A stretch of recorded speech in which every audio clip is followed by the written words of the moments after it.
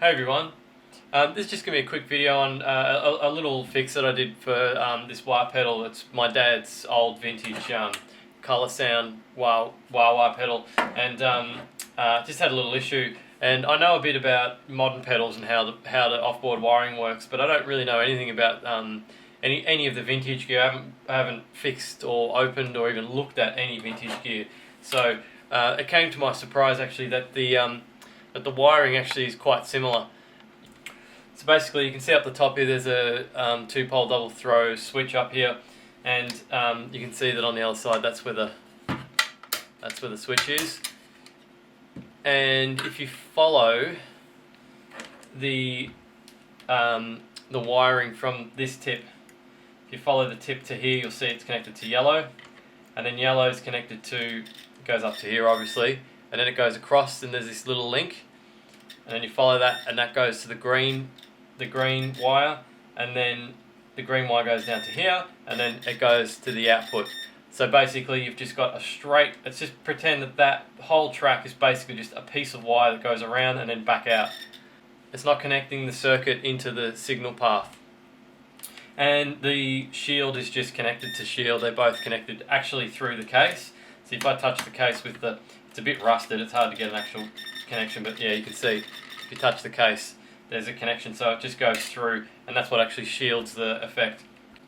And if you hit the switch and you try it now, you'll see that you follow the yellow's there, follow the yellow there, this link's now disconnected. It doesn't bypass the circuit, it goes to grey, which is this one here, which goes down to the circuit over here, and then it goes through the circuit and comes back out again on the other side.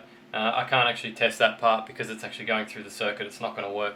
The continuity mode won't work, but yeah, it goes down through here, through the circuit, and then back up to this white one, and then across to the green again, and then back out again.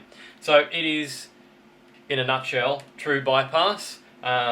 There's no buffer or anything in front of the signal when it's switched off. So basically the fix was just to actually solder the battery back on. The battery clip had snapped off, and it was easy to work out because it's a similar setup to what we do with the modern pedals. It's pretty much the same thing, just connected the ground to the shield. So you can see that ground is connected to the shield here, and the plus just went down to this little connector down the bottom here. There's a little solder, I'm not sure what you call that, solder tag or something. Yeah, I just wrapped it around and soldered that back onto there. So it was really a really straightforward fix, but yeah, the point of the video was more to show you that it's actually true, that this old 70s pedal is actually true bypass, which I was quite surprised. I didn't realise that true bypass went back that far. Yeah, it's true bypass, but it just doesn't have an LED, because I think back in those days they didn't have the 3-pole double throw switches. You need the extra 3 lugs to have an LED on the front to turn on. So Colorsound probably thought that true bypass was more important than a engaged, disengaged light, so they haven't done that buffer part.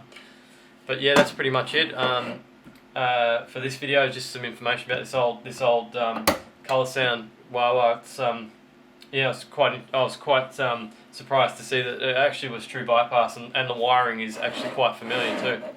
Thanks for watching. Don't forget to subscribe.